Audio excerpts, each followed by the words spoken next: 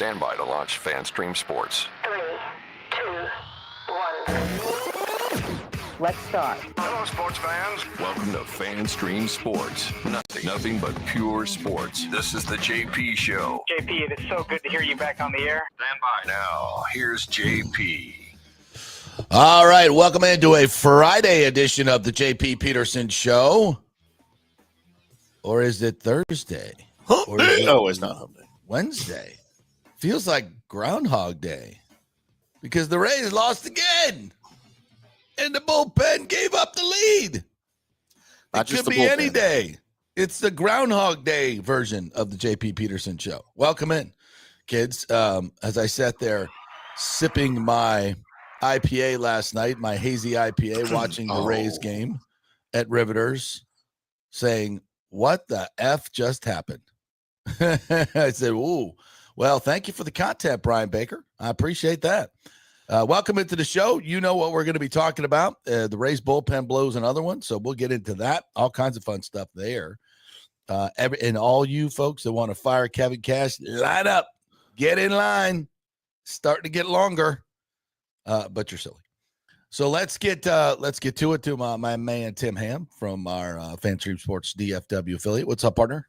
What is happening? Lots in the baseball world, man. We had an almost Yankees no-hitter into the, eighth? Before Aaron Judge broke it up, and then they won the damn game. Yeah. We've got Cubs It was bad MLB night. history Yeah. with Pete Crow Armstrong, the first third player in history, 25 homers, 25 steals before the All-Star break. But wait, Tim, wasn't Shohei Ohtani a 50-50 guy?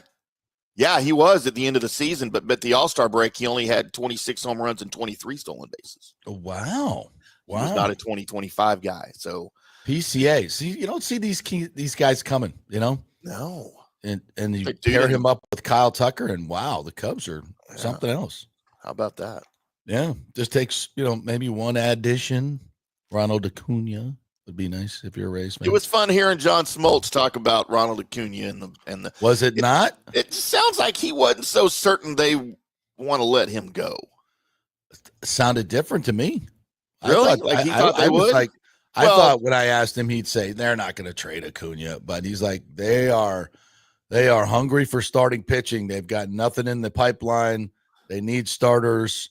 They've overspent on a lot of young players. Somebody's got to go. And He also said they'd have to blow him away with an offer, which I'm Right, not of sure course, the Rays of would be course. prepared to do. Yeah. Of course, absolutely. But he said, if I'm another team, I do it. And if you've got a lot of starting pitching like the Rays do, you're in position to do it. And to add a power hitting outfielder like that, who's 27 years old, who's hit 41 home runs, I think twice in his career, and is on a very manageable $17 million a year annual contract that goes for another 3.5 years. Hell to the yes. Yes. I mean, can you imagine that outfield and that lineup with Acuna? And when you It'd be get great. an injury like Brandon Lau or Josh Lowe, and look how the Rays have played when they just lose one bat in the lineup. Their start was horrible Yeah. with Josh Lowe out, right? When they're both in there, they went on their run. Brandon Lau goes out, tank again. So this offense it's versatile, it's varied, got a lot of weapons, but you lose just one piece and it doesn't look so good. It's easier to pitch around. So you got to add, and if you add one more bat and everybody's healthy going into the postseason, holy heck. We did that lineup yesterday. You'd have freaking Josh Lowe hitting sixth. I mean, that's crazy. Or whomever. And yeah, it could be stacked. But that's a discussion for later in the show, maybe, if you guys want to hit it. That John Smoltz interview yesterday, in case you missed it, go check it out at the FanStream Sports Tampa Bay YouTube channel or on our Twitter or on our Facebook. And of course, you can always listen on the podcast at Apple and Spotify.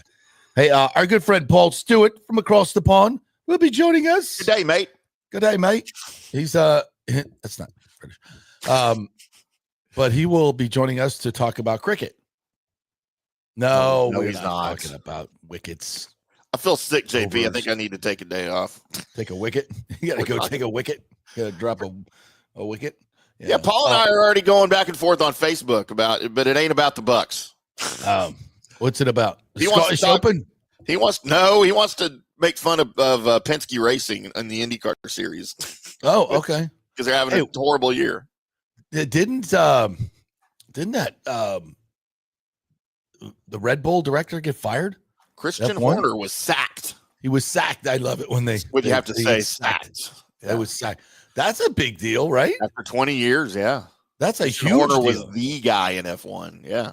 Yeah. Kind of smacks of that whole F. You saw the movie F1. Have you seen the movie? I have F1 not yet? seen. I'm going maybe tonight. Oh. Actually, I'm pulling the curtain back because I don't think they're listening right now. Going tonight with a young lady. Oh. Going tomorrow night with a different young lady. Oh. You're gonna see it twice? I'm gonna see it twice. Wow. And then I got to act Are you gonna surprised. pretend? Are you gonna pretend like the second one that you haven't seen it before? Yeah, Oh, yeah, I got to pretend I haven't seen it yet. That's not gonna go well. Starting off your relationship in a very deceitful manner, my friend. And I bought a fake diamond right now. I'm just kidding. Oh, Miss Weintraub will not be liking that at all. What are you doing? What are you doing? I have no idea what I'm doing, actually. Well, that would be actually right up your alley. So yeah, but yeah. Anyway, so part of the story. Well, I don't want to spoil it for you for the second one. Anyway, I already know. Anyway, pretty much the whole story. yeah. So Horner was sacked. Mr. Spice Girl, Buck Power, Mr. Spice Girl. Is he wed to one of the Spice Girls? Not to my knowledge. I don't know. So why did he get sacked? I thought he was divorced. We'll talk about that when Paul comes on. Yeah, he would know. All right, let's talk about this. Oh, he is married to Jerry Hallowell. Yeah, that's what I thought. That was the redheaded Spice, right? Mm-hmm. I don't know my Spice. Spice Red. What was she called? Spice Red. Spice Red. I'm wearing my Spice Ginger Red Spice. Ginger Spice. There you go. Ginger Spice. Okay. Yeah, I didn't think Spice Red was the thing. She's cute. Christian Horner's younger than me, JP. God, I'm feeling old, man. Yeah, well, there you go. And he's been doing it for 20 years. Yeah. All right, let's get to this debacle last night. So watching the game, Hassan Kim, kind of like his game. Man, he has come up here with in the games that he's played and made a difference. Defensively, he's made some great plays. I mean, like, I'm starting to forget about Taylor Walls. And never thought I'd say that. And then we get his offense has been fantastic. He gets a 2-run knock over the monster. We're like, oh. So, and Taj Bradley's just absolutely mowing him down.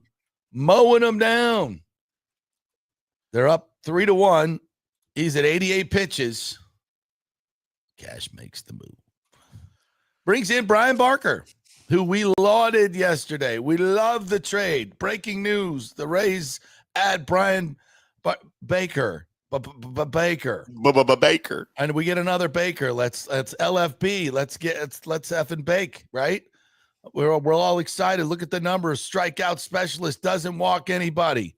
Woo! That's exactly what we need. Great job. We gave up a pick who might come up and help us in 3 years if we're lucky. Great job, Eric Neander. Fantastic. He's getting ready for a doubleheader in Baltimore. He's at the ballpark early. Oh, phone rings. You're traded. Head home, pack a few bags, head to the airport. May have been some flight delays here and there. Gets to the ballpark at 5 o'clock. Says, Skip, I'm ready to pitch. Happens every day in baseball. Guys get traded. They fly. They pitch. Happens every day. I know people losing their mind by, why do you put him in there? He just got traded. Is it ideal? Not really, but it happens all the time. Now, where I have a problem with Cash is taking out Taj Bradley. Taj was at 88 pitches, and he was mowing them down. Fantastic. I'm not going to say it was Blake Snell-ish, but it was one of those moments where, okay, he's been over 100 a couple times this year. He's not on a pitch count. He's fine. He's young. Let's just let him. I mean, John Smoltz would have lost his mind last night watching that. 88 pitches. he's good to go. But listen, Baker's, this is his job. This is why you traded for him. And if, what are you going to do? Put Kelly in? You got to have a right-hander because Clevenger's going to pitch the 8th to the lefties. So you're going to put Kevin Kelly in? Hell no. Uceda? Good God, no. Well, Baker, you're the guy. This is your job. Go do your job. And he just wasn't himself. He doesn't walk guys. First 3 pitches were balls.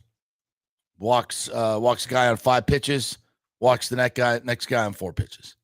I mean, and now he's just completely out of sorts. Gives up a run, and then the number 9 hitter, Rafaela, gets a 2-run single up the middle. Rays are down 4-3, can't come back and win. And a rolled is Chapman. I hate that guy. I freaking hate that guy. Chapman. It just seems like he shows up all the time. Except in the ALDS in 2020 when he threw at Mikey Brasso's head, and then Brasso got back into the box, dug in, and stuck it up his ass with a home run. Take that, Chapman. Take that 103, turned around. Bye-bye, Yankees. Bye-bye. I mean, we kind of like Chapman here in Texas. He helped us to that World Series in 2020. Yeah, shut up. I don't like him. I don't want to see him last night. He shut his eyes every time. I even posted it on Twitter. I'm like, yeah, so what? Remember this, jerk? Go fire your gun at your wife again. So he comes in and shut us down, and we go quietly to a 4-3 loss, and Twitter goes ballistic. Absolutely ballistic. And I don't blame him in some ways. To me, first and foremost, and I don't know why this is, especially when it comes to baseball, immediately it's on the manager. First of all, Baker, do your job. Do your job. I mean, first fault is Baker. This is your job. You got the bottom of the lineup. Go sit him down. So it's not, don't be walking guys at the bottom of the lineup. That's exactly what he did. So that's first and foremost. That's the guy to blame. Second, Kevin Cash. I don't think he should have taken out Taj in that situation. If I had to use Baker, I'll use him. If I have to. If I absolutely have to. There's not a problem with guys traveling and pitching 1 inning. It's not ideal, but you got to weigh this. Like, is Taj at the end? Is he gassed? Is he done? We got to get a bridge to Clevenger and those lefties. Oh, yeah. All right, let's do it. I think that's kind of the mindset. This seemed like, all right, you're in. You're in. Go. Taj is done. You go get him. Go get him, Tiger. And I don't think that's where I differ. If I had to use Baker, I would use him. If I absolutely had to. If I could get by without it, I'm going to let him sit for a day. It's been a long day, right? It's a 3-1 game, very perilous. Their bullpen has blown a lot of leads. I mean, all this stuff needs to be coming into your head. What is do I want Taj to go past 100 pitches? Not usually, but tonight we can do it. Tonight we can do it. And this is where analytics, I think, takes over, and it shouldn't. This just goes back to the Blake Snell World Series thing. All the numbers, Cash did it by the numbers. Third time through the order, blah, blah, blah. Okay. So we're taking Blake out. I get it. You've done that all year. But not that day. Not games, not in that situation. The guy's pitching a superhuman game of his life in the freaking World Series. Let him go. Let him go. Fuck the analytics. This is what you get paid for. And last night, it's like, okay, this is his spot. It's the numbers say, Taj is done.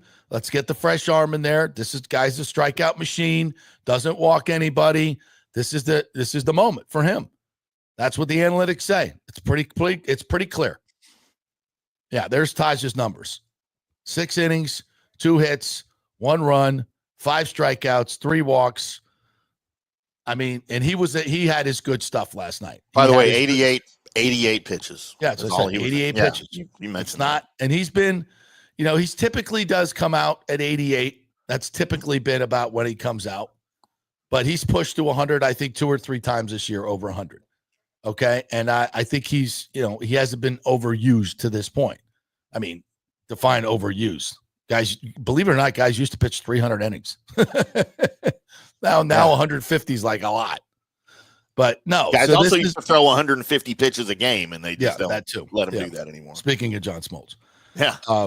Yeah, and that was and that's what John talks about in his day, in Leo Mazzoni's day, and you can argue it all you want. Those guys built their arms up. Mm-hmm. They weren't treated like China dolls. You treat a player like a China doll, he'll become one, because that's what he's constantly told. Mazzoni had these guys on their off days, throwing 100 pitches, on a mound session, maybe not that many, but they were constantly building up and building arm strength and building stamina. So when they needed it, it was there. And go look at his track record. Phenomenal. So these kids can't handle it. They can't handle it. So, whatever. This is an analytics situation where, again, yes, the numbers say you're going by the book, it's Baker's turn. But not tonight. Not tonight. He's traveled all day. He was up early for a doubleheader. And that's, guys do travel, but they're usually not at the ballpark at 8 o'clock in the morning. They're usually sleeping in till about noon, and then they'll hop on a plane or whatever. Yeah. This guy was up, early to get to the ballpark for a doubleheader that started at noon. So he's out of sorts. So again, it's like that. Is that figured into your little analytics machine? No, it's not. Right. Analytics don't account for circumstances. Right. And I've always been an analytics guy. They don't account for humans. Right. I'm an analytics guy. I trust numbers. I love trends. I love statistics. It's just who I am. But at the same time, in a situation like this, analytics don't know that about him. All they're looking at is him versus that and this versus them and all of these numbers that are matching. They don't know the wear and tear of his body and his brain from traveling and from flight delays and being up at the ballpark for that long during the day. And I think as the manager, Kevin Cash, or whoever it is in that situation, you have to take that into account. And I think the question, and we're kind of not dancing around it, but we're not bringing it up totally, is why take Taj out after 88 pitches when he's rolling like that? And no, I'm definitely bringing that up. Right. That's 100%. And if you're going to replace him, why do you put the least likely guy that's going to be successful after the day he just had? Yeah. Again, the analytics say that, but the circumstances say otherwise. And that's what managers are paid for, to look at the circumstances, apply the analytics, and make a decision. And the circumstances scream, maybe not here. Not now. Yeah. Your bullpen has been shit for 2 weeks, and it's blown 6 leads. The games you could have won. You're pushing all the wrong buttons. And listen, I think managers get too much of the heat when bullpen guys come in and blow the game. That's your job, the bullpen guy. And you say, well, he chose the wrong one. Well, not normally. He doesn't normally choose the wrong one, because you choose the reliever according to the analytics. Right. These are the guys that are coming up. These are the matchups that are coming up. This is what this guy throws well. The Rays are awesome at this stuff. These next 3 guys don't hit fastballs well. Let's get the big fastball guy up. And they match them up, and the Rays do that really well, maybe better than anyone in baseball. So what the matchups are, what the numbers are, what the analytics are going to tell you which guy has the highest likelihood of success. Now, does he have a cold? Is he not feeling well? Did his wife throw a dish at him this morning? I don't know.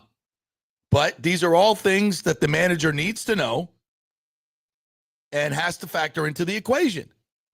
So the analytics say, let's go to Bryan Baker. Okay, I'm with you on there. And I think they did. Absolutely they did. That seemed like the right matchup. That's why you got him. This is his spot. Manager should say, bullpen's been rough lately. We got a 3-1 lead at Fenway. I got to get 9 outs. Taj is rolling. He's this part of the lineup he should be able to just smoke right through. Let me extend him a little bit and just if Taj was at the end of his rope and he was sweating and he's like, Skip, I'm done. Yeah, okay. All right. Again, all of these are factors. But the factors tell me Taj was ready to roll. I'm not going to the other two knuckleheads, Kelly or Usaida. Not now. I don't trust them. Not in this spot. I need a win. We got to get something here before the All-Star break. We're at Fenway. It's a divisional game. I need this win. I need to be managing this with a sense of urgency. Yeah. This is not one of 162. This one's a little bit different. We've lost, 9 of 12? We need this one. We really need this one. So I'm going to push Taj here, and I'm going to say, Baker, you'll get your time, but take a rest tonight. Right? Does this not make sense? That's where I'm at. First and foremost, Baker's got to get the job done.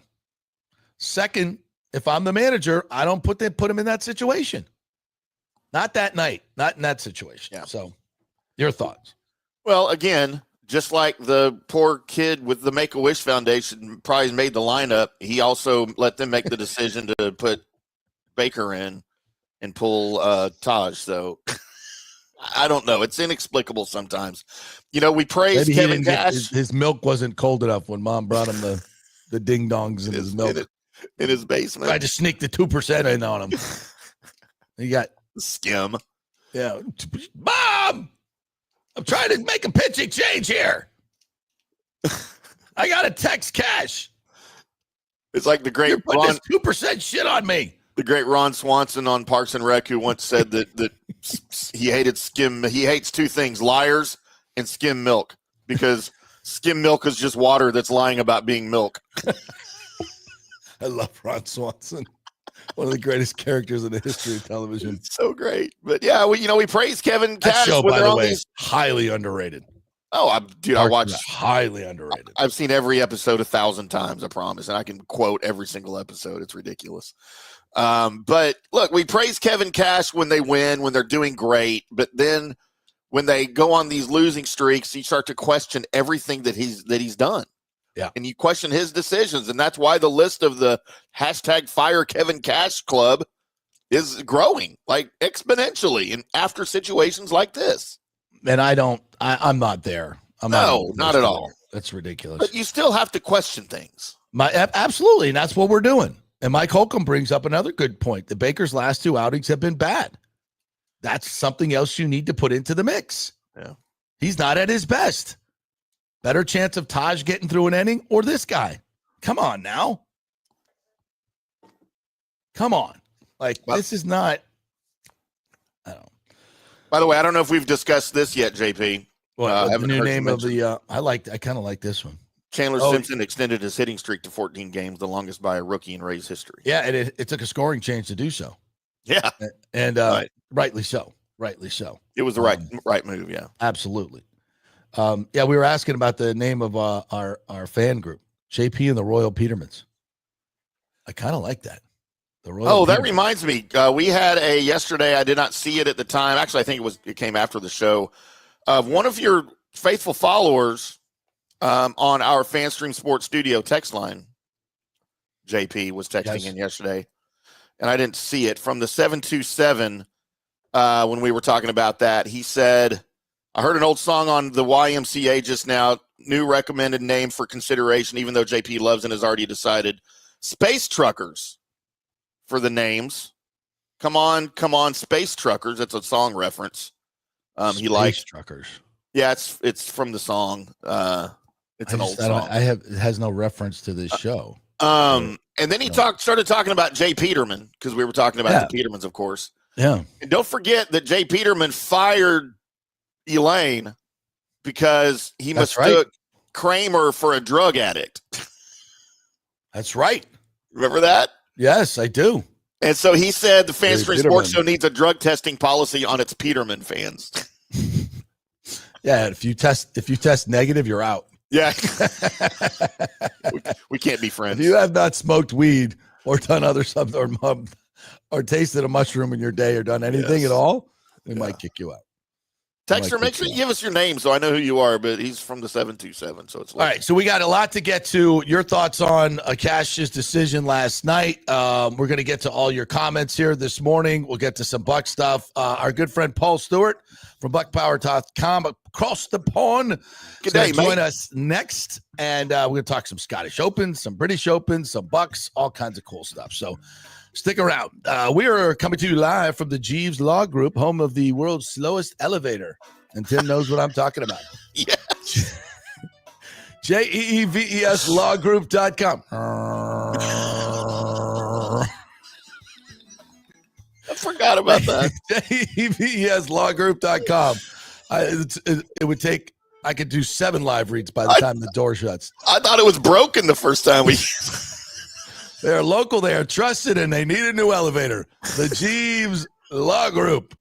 Not a 30 spokesman, offices Tampa and St. Pete. And Onsite Construction, FL.com. They present our first hour each and every day. We love them. Jason Fawcett is the man. He is the owner, and he will come out free of charge. That dude will drive his big old truck over to your house free of charge just to meet with you and say hello, and you'll learn who your contractor is going to be. In case there's some hurricane shenanigans that go on, you already know the guy, and you're on the preferred client list. That's a big freaking deal. You don't have to deal with all these yahoos who come in there with their broken down trucks, right, from wherever they come. Don't ever trust a contractor that doesn't drive a nice, fancy, big-ass truck. That's right. They're doing something wrong. Yes. Onsite Construction, FL.com. Back in 3 with the great Paul Stewart coming up. Although it may seem tempting to go without health care insurance, the financial risk far outweighs the gain you may experience. For example, did you know if you simply broke your leg, it could cost you nearly $7,500?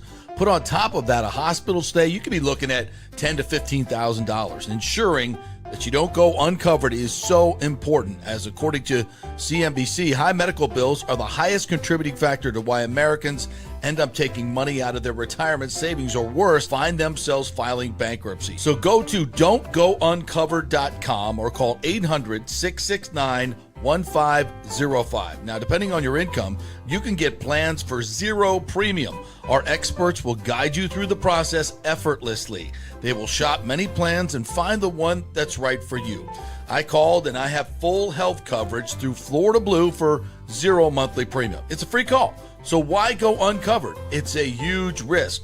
Go to don'tgouncovered.com or call 800-669-1505. That's 800-669-1505. Spring means a time of renewal and Rays baseball, and the folks at Italiano Insurance want to welcome the Rays to Tampa and remind you it's time to renew those insurance policies with the now famous Italiano Insurance Checkup. Let the experienced and friendly agents shop your policy for the best price and coverage. Famous for saving me over $1,000 on our auto insurance last year and over $500 on our homeowners. Now that's a grand slam. Might as well get a double play by adding flood insurance and business insurance to your portfolio. Costs less than you think, and trust me, you do not want to risk your home or personal wealth. That's a big whiff. So step up to the plate and call 813-877-7799 and chat with the all-star agents at Italiano Insurance.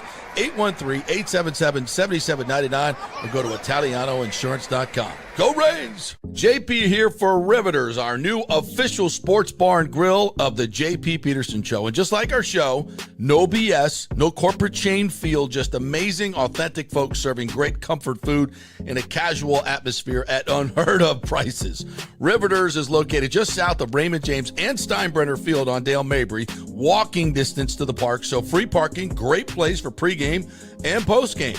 Let's talk about fresh food. Nothing is frozen. Burgers, wings, prime rib, roasted fresh daily, never frozen. That makes a huge difference. The mahi, the salmon, also super fresh.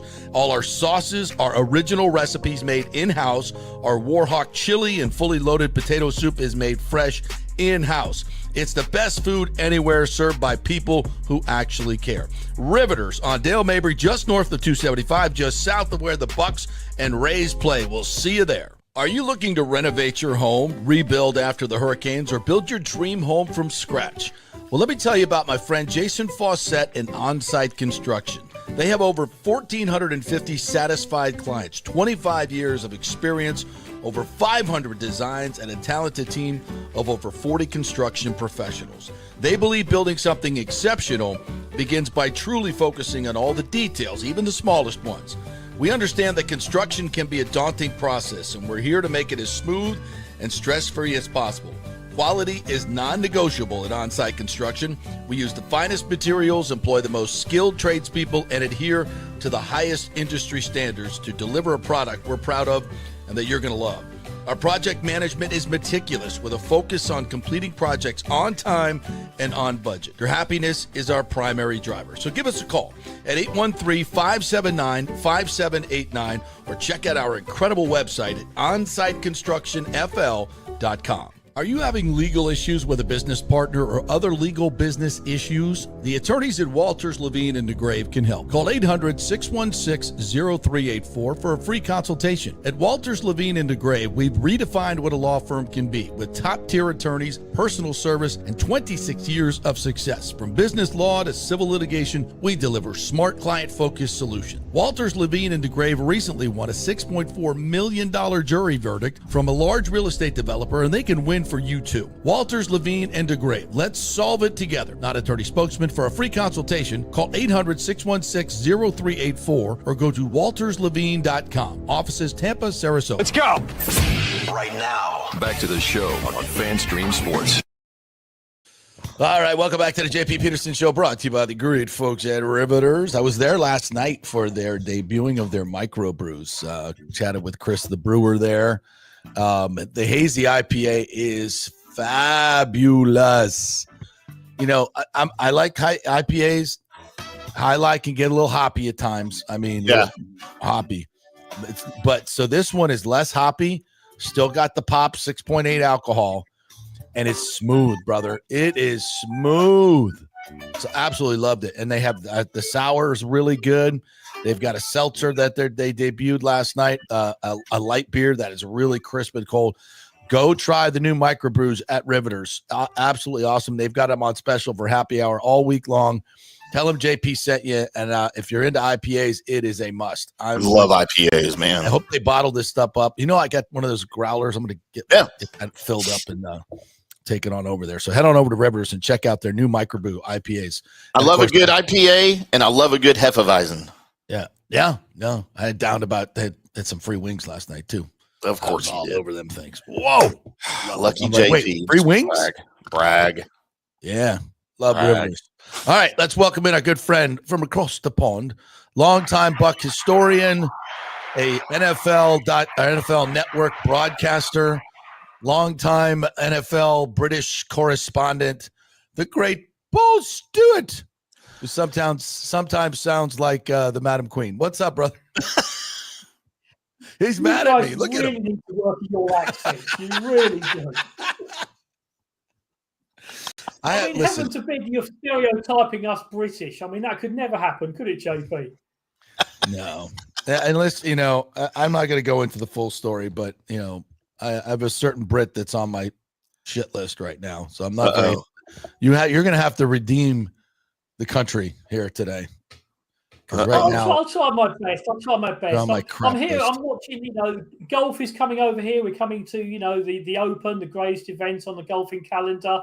We've got the Wimbledon tennis going on right now, and of course, the most important thing of all, which I know you're following closely, the third Test match between India and England. I know you're all over that one, JP.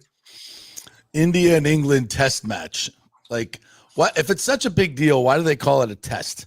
Like, is it? I don't know. You know, sounds like a preseason game. I was looking into that the other day. The series is tied at 1-1. We're in the second day of 5, and just to appreciate how good cricket can be, Tim, I once went to an all-day Test match where you had to be legally drunk for the entire period of play, and if you weren't, you had to go and buy one round of drinks for your row. That's my idea of a sporting event. I might be interested. Okay. All right. See? Now, yeah, it's a drinking game. It's like a beer keg softball league, right? No. It sounds good to me. So, yeah, that's going on by now. But, yeah, Wimbledon tennis, right now, Taylor Fritz is tied 1-1 in the third set of his semi-final against the world number one, Cal. Wow, he got a set up? He got a set? Yeah, he got a set back. He's a breakdown in the third set. So that's going on. I mean, I used to live quite close to Wimbledon. I moved away from the area a few years ago. But many, many times I've been at Wimbledon tennis. It's still on my bucket list, bro. We got to go. Yeah. It's always been on my bucket list since the day I was dismissed from my lifeguard job Best in 1980. My buddy, my tennis partner, and I worked as a lifeguard on a big what the hell? What do you call them? The slides, the big slides, right? The water park. The big water park slides. Yeah, I'm brain farting here this morning. Too many hazy IPAs last night. So yeah, and it's like we were, our job was to space people out so they didn't like pile up in a big thing at the bottom of the big slide, right? So me and my buddy are watching this portable television because we got to watch the McEnroe Borg final. One of the greatest matches in all time, and it's in the 5th set, and we're just like. It's sunny outside. We're trying to watch this little 8-inch watch a tennis match on an 8-inch black and white TV, right? And people are just flying down the slide. It's total chaos. This is what a Wimbledon tennis fan I am. My boss comes up and is like, "What the hell are you guys doing?" And we're like, "It's 7-7 in the 5th set." She's like, "What the? Get out of here!" It's got fired anyway. So that's my Wimbledon story. Because they finally got rid of the line judges, the famous line judges with their smart blazers, and they got rid of them to go to electronic line calling, which is where tennis is going. I've got no problem with that. But it just seems weird to watch centre court and number one court without those officials there. And I say I went many years. Great conversation with on the sideline who gets smoked by a serve. Yep. Yeah, that's weird. So I saw Jimmy Connors play there. I saw McEnroe play there. But wow. I think the British interest in hockey, in tennis, even hockey, tennis ended when Andy Murray retired because he was one of the great pantheons of great British sport. He won Wimbledon twice, and he's now a commentator. McEnroe commentates at Wimbledon. He's still there every year now. Yep. So Taylor Fritz. Is it easier to get tickets now? To maintain American honor. Is it hard to get tickets? Yes, it is. I mean, Centre Court holds about 15,000. It's one of the smallest places. When you get in there, JP, it seems everyone's so close to the action on top of each other. It's almost like you feel you could turn around and shake hands with the people in the back row. It's a very intimate setting. It is hard to get tickets. Fortunately, being in the media, because I said I knew you, I had no problem getting tickets over the years.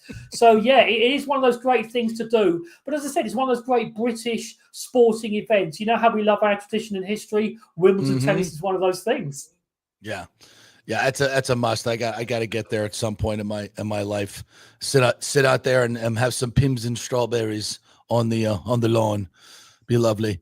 All right, so I want to talk to you about the Bucs all-time roster that you got going on. Now, you've been following this team. You have watched every Buck game, either live or on film. You are considered the official historian of this team. So we all have our lists, but yours brings a little bit more impact. And and one of the things I like about your analysis is you go back to the beginning. I didn't cover this team. I didn't get here till 97. So I'm very much skewed. My top 10 list is very skewed to those guys. One of the only guys I have in the top 10 from pre-97 is Leroy Selman, and Paul Gruber didn't even make my top 10. So I admit I am completely biased more towards the modern day. So I think your list may be a little bit more balanced. So tell me your methods, where you're at, what's going on. Well, what I've been doing is I've gone through position by position, doing an all-time roster from the 50 years, 2 starters for each position, plus backups, because I want to, and plus some honourable mentions. So, for example, I've done all of the defence now. So you've got people like the defensive ends were Leroy Selman, Simeon Rice. That's quite easy to decide. But then, okay, who do you go as the backups? And I've got Jason Pierre-Paul, and I've also got Greg Spires because he was such a big part of the Super Bowl team. Oh, you put the crane on there, huh? Nice. I did. I like that. But then you go. But then you have things like defensive tackle, where obviously Warren Sapp's got to be in there, and then you've got so many possibilities. So I've got Gerald McCoy starting alongside him with Vita Vea and Dave Pear. Now, Dave Pear played the first 3 years in Buccaneer history. He was the first Pro Bowler in Bucs history, not Leroy Selman. It was Dave Pear, and he deserves to be on that roster because he was such a huge part of those early defenses. So this is where my knowledge comes through. Now, I've got no problem with people putting their lists up if they've only been fans for recent years. But anyone who tries to claim Bucky Irving over James Wilder, sorry, you're just disqualified from doing a list at that point. You're not allowed to vote anymore. Listen, in 5 years, we'll talk. I've you done gotta. all the defense. I've done all the special teamers. I had Martin Gramatica kicking ahead of Chase McLaughlin. Chase has had 2 great years. Martin knows where I live, so I'm not going. I had to put Martin on the list. I'm joking aside. He deserves to be there. So I've just started working on the offense. The receivers who I've selected are Mike Evans and Mark Carrier to start, because Mark Carrier was the first wide receiver to go to the Pro Bowl for the Buccaneers. Backing them up, I've got Kevin House, Chris Godwin, and I've also got Joey Galloway. So there's no place for the late Vincent Jackson. Now, people will say, but Godwin's the number 2 receiver in franchise history. But the game's changed in terms of numbers of receptions. So what you consider good numbers back in the 80s don't compare to 2025. You have to take this into consideration. So this is why I've done this roster. I'm starting on the offensive line. I've got them coming up this weekend. Then I'll work through the tight ends, the running backs, and I know the quarterbacks will cause controversy because you and I were talking about this off air back at the Valspar a few months ago, JP. That's right. As to who the 3 Buccaneer quarterbacks should be. Yeah. Well, the rest of your defense. Let's see if we got outside linebackers, Derek Brooks, and you got Cecil Johnson. Right? He's backing up. Yeah, he's a backup. Derek Brooks and Shaq Barrett are the starters. Cecil Johnson and Hugh Green are the outside. Cecil Johnson's claim to fame, as well as being a great pass coverage, his brother played drums for KC and the Sunshine Band. What about that for a trivia reference? Wow. I did one of my favorite bands of all time. Shake, shake, shake. Shake, shake, shake, shake your booty. Absolutely. Wow, I did not know that. Oh, yeah. Nobody knows what the heck that is, except for us. Yes. Inside linebacker. I was watching Nile Rodgers and Chic supporting Duran Duran. My music taste cannot be considered relevant at any point now. Hardy Nickerson and Shelton Quarles, or Lavonte and Hardy are the starters. Shelton Quarles and Richard Wood are the backups. Richard Batman Wood, again, a huge part of those early Buccaneer defenses. So, you've got to consider this and look back at what they did. I mean, those early defenses, they were playing the 3-4. But, Hugh Green, Cecil Johnson, Batman Wood, they all deserve to be in this all-time roster. Yeah, I thought you go Hugh Green over Shaq Barrett. Because Shaq was... Hugh Green had two really, really great years. Then injuries affected him. And then in 1985, he forced himself out of Tampa because the defense was obviously in a bad way under Lehman Bennett and Doug Shively. He forced a trade to Miami. His career was never the same. Oh, that's right. So, Shaq Barrett holds the all-time season sack record. So that's why he got the nod over Hugh Green. Okay. Corners, Rondé and Ricky Reynolds. Yeah, Ricky was a very underrated player. So that was an interesting one because Rondé was an obvious pick, and then I had about 4 or 5 players who you could have considered. So same as I've got Mike Washington and Donnie Abraham backing them up. Mike Washington, now passed away, he's the reason I'm a Buccaneer fan. Because back in 1982, I'm watching one of the first games on British television, and he intercepted Don Strock of Miami at the end of the game to seal the game. So once he found out about this, he's the reason I'm doing buckpower.com and not dolphinpower.com. And Mike, to his credit, we became great friends when he passed away. He always either took the credit or took the blame for me being a Bucs fan. Tim Witherspoon says, what about Broderick Thomas? No one ever mentions him. Oh, no, he had 1 year where he made a lot of tackles because the defense was scheduled that way, and the rest of the way he was terrible. No, sorry, not even in the top 10 linebackers of all time. I would even put Barrett Ruud ahead of Broderick Thomas. Oh, Barrett Ruud. Yeah. Wow. Underrated Barrett Ruud. Loved him. Plus, he was my neighbor. Yeah, he was very good at making tackles 8 yards downfield, JP. He made contact 4 yards downfield. It just ended up 8. That's all. Coming to the day. Sorry, Barrett. That was mean. He came and borrowed a cup of sugar one time. All right, what else we got here? John Lynch and Antoine Winfield as the safeties with Cotney and Cedric Brown.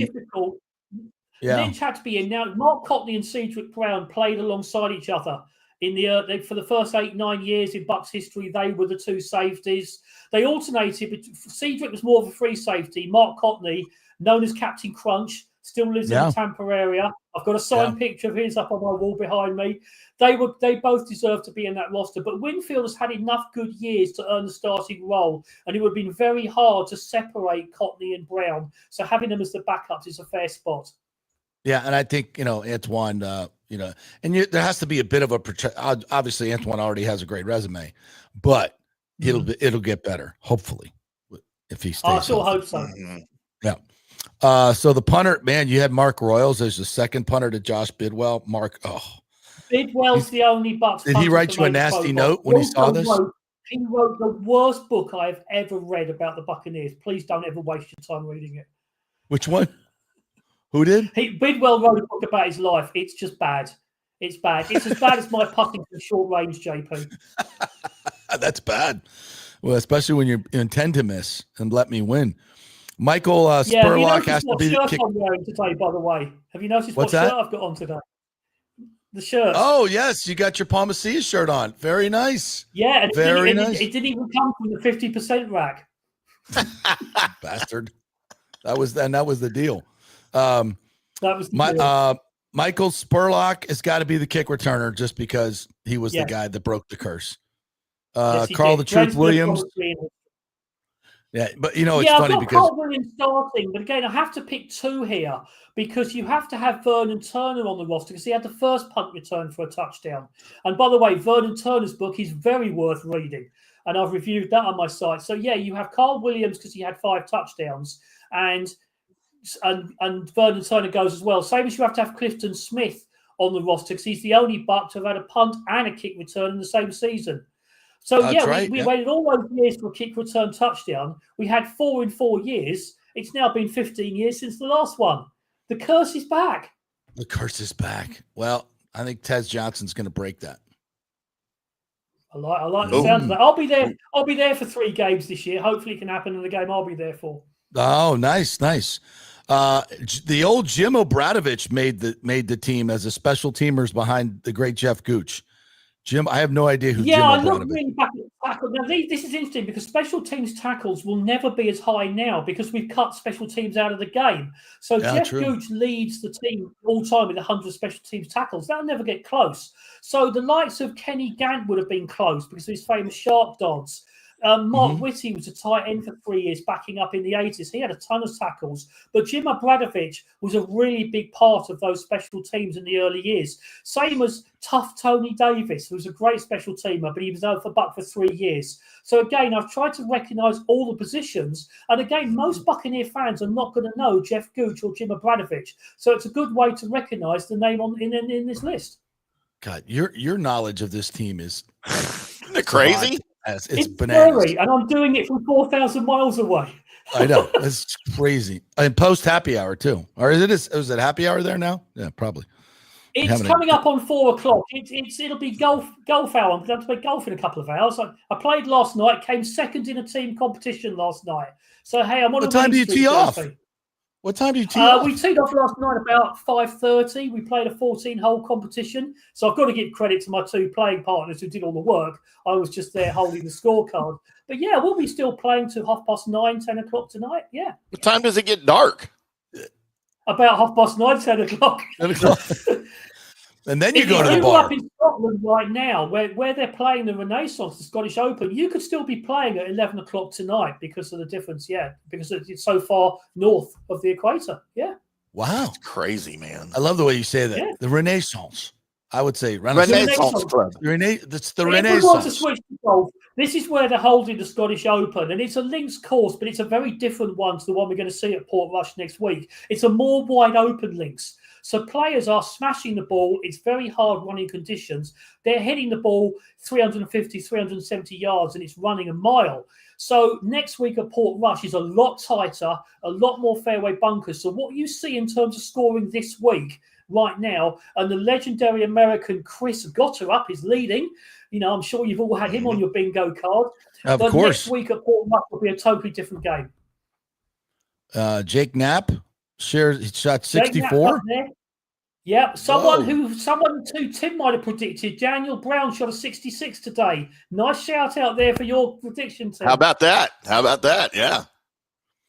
And what I'd like to say, apparently in Spain, there's some kind of live event going on. Someone was messaging me earlier today from the Nuts area of Tampa. I think his name was Rivas. I don't think he's a very good golfer, but he was trying to go on about how good live was. No one over here cares. Does anybody care Nobody about over here cares either. Yeah.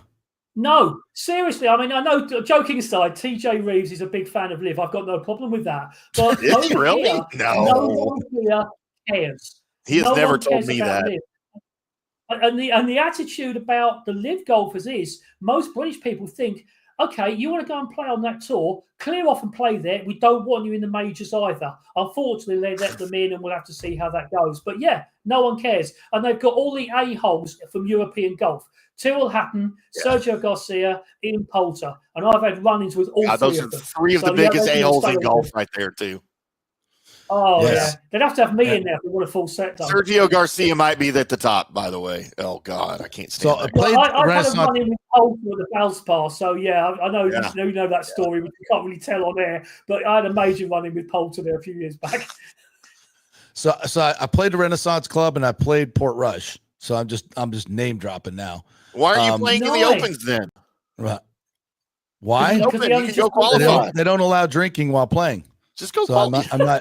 not eligible. Come on. This I'm is eligible. Scotland. Yeah, but one thing is, you know, though, JP, have you broken 80 around the old course St Andrews? I did, as a matter of fact. I did. Yeah, I did. And I You and I can also break 80 on the old course in a video game. So I'm out. that's counting a shot off the hotel on 17. So yeah, It is, that landed it is in one the, of those legendary, iconic things. But again, I mean, for those people listening who don't really follow what we have as links golf, it's a very different game. So just as the same as tennis, you have clay court tennis, grass court tennis, cement tennis. It's the same game but different tactics.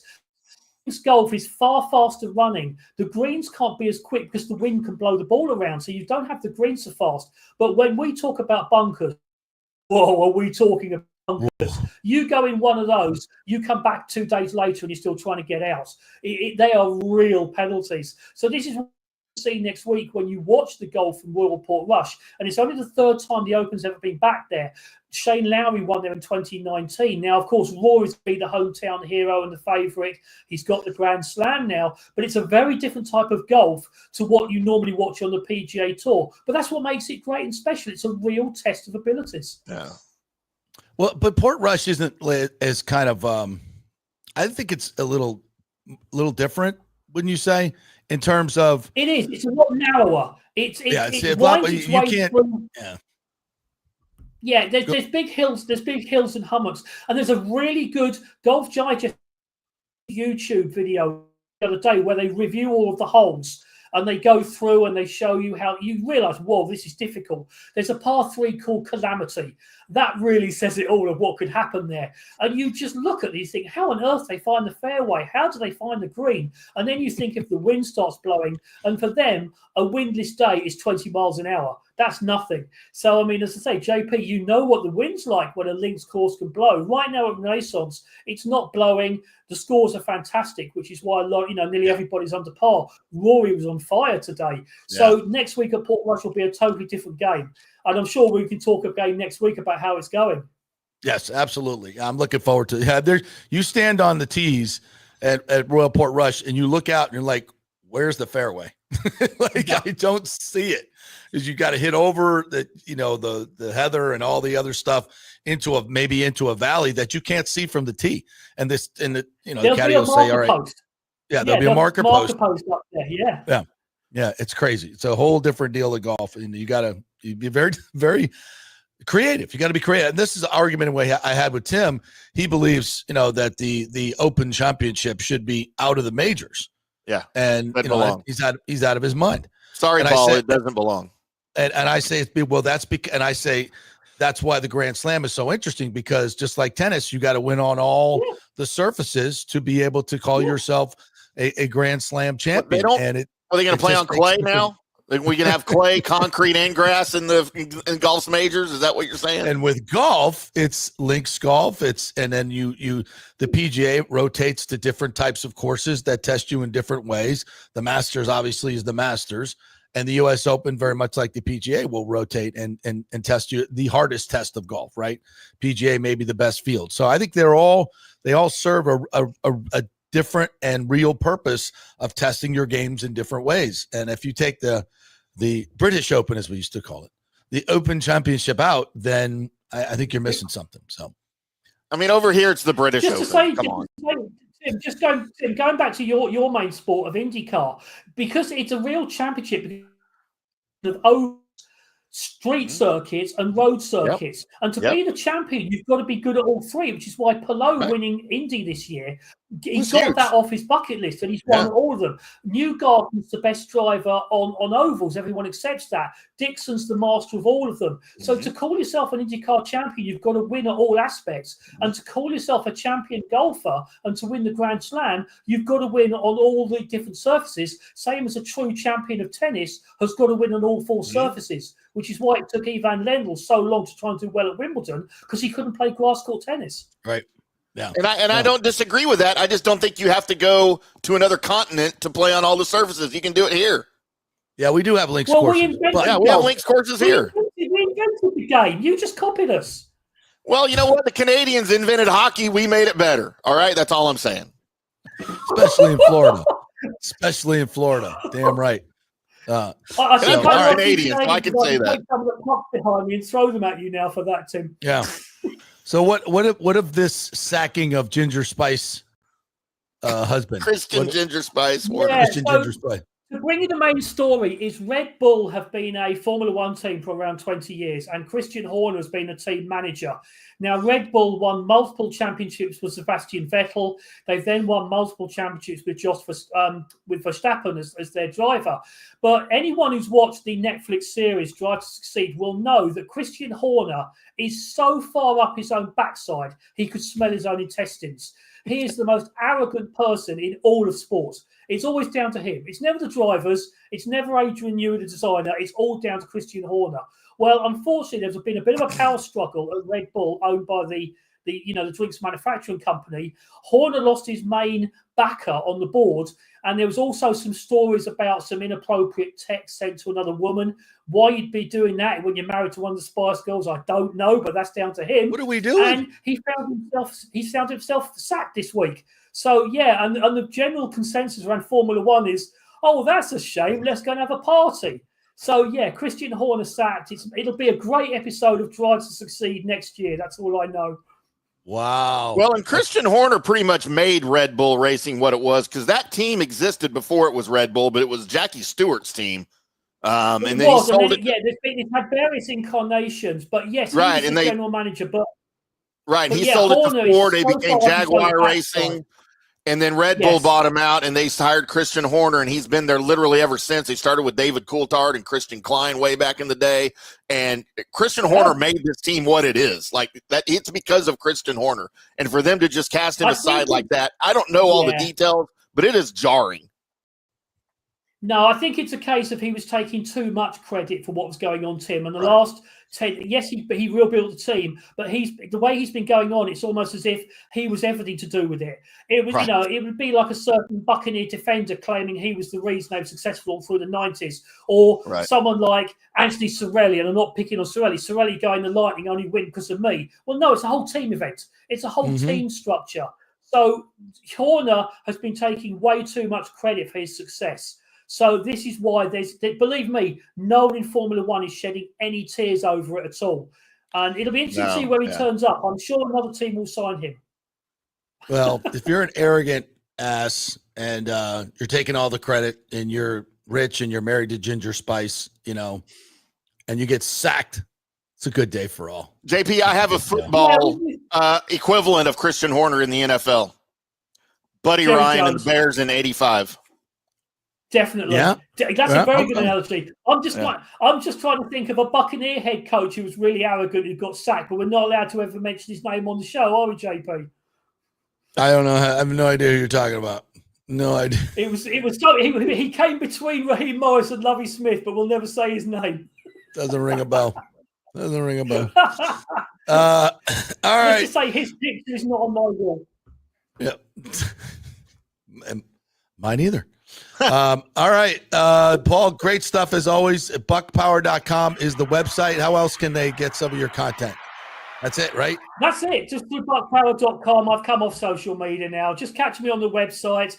And as usual, I will not make any kind of prediction for who's going to win the Open, because many years ago, you banned me for making all kinds of golf predictions on your radio show. I'm not allowed to do them anymore. Yeah, I was always so wrong. Consider yourself unbanned. We'll do that next week. Okay, we'll get you and Gerber on too. Hollinston Golf Club, and I'll get a combined prediction from all of Hollinston Golf Club for you for next week. Perfect. Get me a video. Give me a video from the guys. Let's do a video. I want to hear all those I'll do accents. that for you. Just like go around the table with your phone and like have Simon and the rest of the Calvin and Theodore, well, the rest of the guys, the Brits, and Charles, Camilla, William. Do you have Harry? Charles? No, we don't have Harry. Yeah, and have them in their. I love when British people insult me because it sounds so wonderful. Like so you have can't them tell, say, right? No one insults you. You're too nice a guy, JP. The only time I've ever insulted you was when you put a bunker shot from 40 yards to 5 foot. That's what I do. Yeah, that's what I do. All right. Yeah. Great seeing you, Paul. Enjoy the Scottish Open this weekend. And remember, if it's not Scottish, it's crap. Enjoy Iowa this weekend. Yeah. I will. I'll be watching both parts of the doubleheader. Good day, mate. Saturday and Sunday. Good day, mate. Good day, mate. All right. The great Paul Stewart there. BuckPower.com. Love that dude. I love that dude. All right. We will. When Brits insult you, they use words that in America we don't understand. So like we don't know. You have no idea you've been insulted. That's why I'm saying get all the Honiton lads to insult me. I won't even know it. And by the way, Brits say they use like great words like bollocks. Yes. Brits say one word better than Americans, and it's Renaissance. Yeah, Renaissance. Right? Renaissance. And then Canadians say one word better than Americans, and it's organization. Yeah. Organization. Only 2 words I'm envious of. Other than that, you nailed that one. Absolutely. Joe Ugenti is on. JP, you should a great listen from Maryland, I believe. Is that Maryland? Well, good day, mate, to you. Good day. Hey, love. Where are you guys from? Roll call. Roll call. Like the guys at Pewter Report do that. Where are y'all from? Where are you listening from? Jump in. All right. We're going to take a break, and then I'm going to deal with Yeezy this morning. Mr. Negative gets our Negative Man Award today. Rays started back into 500. Bucs best player got injured. Bolts traded their best project for a blah, blah. All right, Yeezy. I'm going to lighten your load today. I'm going to make you feel better, Yeezy. We are brought to you by the great folks at the Gold and Diamond Source. Gold is an all-time high, so plunder your doubloons and bring it over to the goldanddiamond.com. Bring it into the shop there, and they're waiting wenches. I'm kidding, ladies. Lovely. They're lovely wenches over there at the Gold and Diamond. It's all part of the bit. And they would take your gold, and they would give you money. See, those are the kind of wenches I like. And that's what they do over there. They'll give you top dollar for all your old gold because gold is at all-time high. It's a great time to sell. Sell, Motimus, sell. And also, if you're looking for that engagement ring, don't forget 3 to 5 years, 0% financing on that ring. So you can get a $5,000 ring for just $83 at the Gold and Diamond Source. Great staff over there. Great local company. We love to promote the local companies here. They do a lot in the community. So let's keep it in-house, folks. You got to spend money on jewelry. You got to buy that ring. You're only going to go to one place, and that's a Gold and Diamond Source because they have been supporting your favorite sports show for 20 years. Love them. Thank you, Gold and Diamond Source. And get on over there. Tell them JP sent you. Back in 3. Hey, JP here for my concierge medical professional, Chris Lugo, PA. You've heard him on the show for a couple of years where he shares invaluable medical, nutritional, and supplement advice. With Chris, it's like having a medical provider as your best friend. What I love about this concierge service is the convenience and support he offers. I can text or call him 24/7 with any questions or concerns, and he'll promptly call in a prescription if needed. No office visits or copays required. It gives me peace of mind knowing I have someone genuinely invested in my health, not just focused on insurance profits. And the best part, the Bay Area Modern Medical Center's personal concierge service is more affordable than you might think. Don't let insurance companies dictate your health care. Take control of your health and wellness today. Visit BAMMC.com for more information and to schedule your initial free consultation. Empower yourself and take charge of your personal health with BAMMC.com. Hey, JP here for the Gold and Diamond Source. And you know I'm always trying to find ways to save you money or make you money. Well, here's a great idea from Julie and Steve Weintraub at the Gold and Diamond Source. Gold is at an all-time high, so if you bring in your old jewelry, Steve and Julie will buy it off you and offer you the highest trade-in values of the year. It's the perfect time to upgrade what you're not wearing into something you'll never want to take off. So take advantage of that right now. The custom engagement rings to birthstones, tennis bracelets, diamond studs, whatever's on your wish list, the Gold and Diamond Source can make it happen. And did you know they also have the largest selection of any men's jewelry in the area? A great new section there. Check that out. They have free services like free settings, free cleanings, free appraisals, all that stuff right there at the Gold and Diamond Source. Family owned and trusted for over 40 years. Great folks over there. We love promoting these great local companies. None better than the Gold and Diamond Source. 3800 Omerton Road, always online at thegoldendiamondsource.com. JP here for the Jeeves Law Group and my man Scott Jeeves. If you're going to hire an attorney, do you want some guy looking for a quick settlement and a quick buck, or do you want an attorney with some chops?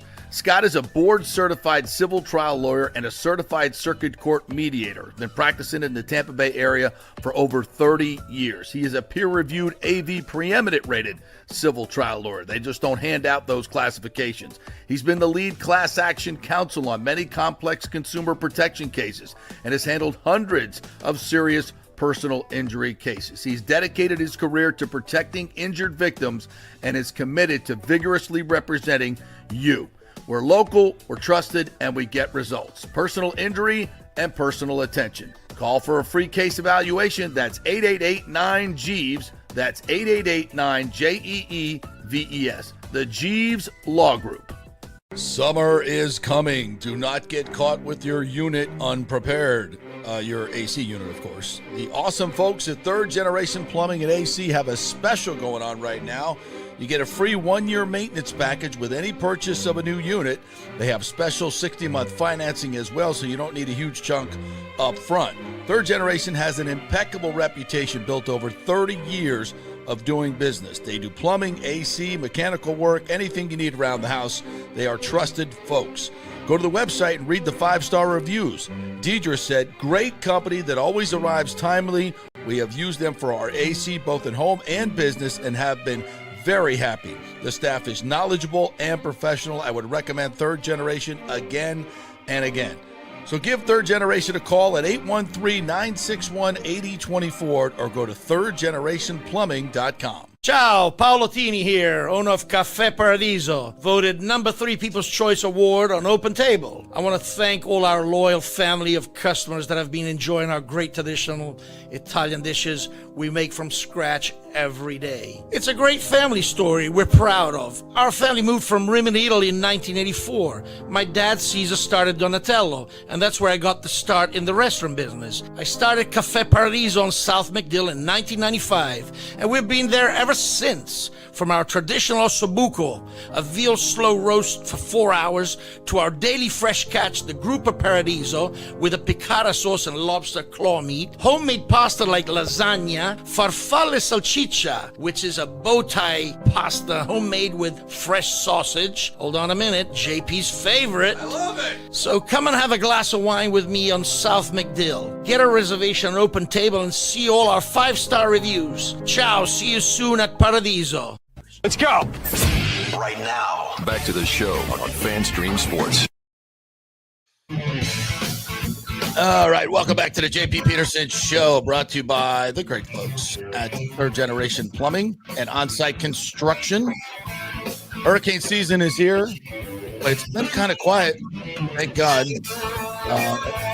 If we get what we got last year, there's still so many people that have not been able to rebuild.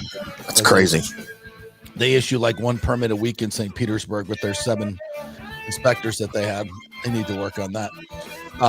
But you have a contractor right there in OnSiteConstructionFL.com. Those folks know what they're doing, and they've done a lot of hurricane restoration work. They've been very busy. 5-star reviews, because you got to get a contractor, number one, that's honest. Number two, knows what the hell they're doing, will be on time and on budget.